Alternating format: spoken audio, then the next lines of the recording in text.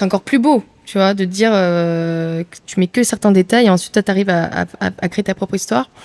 Mais je pense que ça c'est vraiment le darwinisme naturel de la narration, que ce soit dans le cinéma ou dans la musique. Dans cet extrait, Miki, qui est autrice, compositrice, interprète, évoque l'idée d'un certain darwinisme de la narration qui pourrait s'appliquer aussi bien à la musique qu'au cinéma.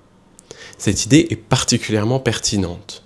En ethnomusicologie, par exemple, on a tout un champ de recherche dont je fais partie et qui vise à étudier les processus justement d'évolution, de transmission, d'innovation, enfin bref, de diversification des phénomènes musicaux et en particulier des instruments de musique en ce qui me concerne. Pour étudier ces phénomènes de transmission, d'innovation, etc., on utilise des méthodes et des concepts qu'on va emprunter aux biologistes de l'évolution qui travaillent là-dessus depuis bien plus longtemps que nous.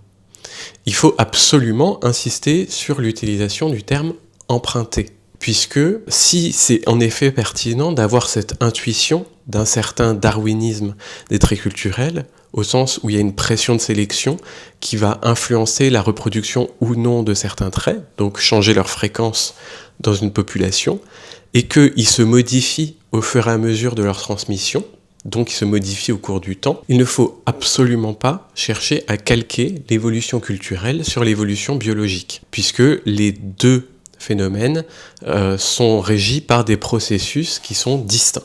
Ça n'a rien à voir. Et c'est justement tout le travail de recherche qui est autour de l'évolution culturelle et qu'on essaie de faire un peu chaque jour. Cette vidéo, elle est adossée à un article que vous pouvez aller lire dans mon Linktree qui est dans ma bio.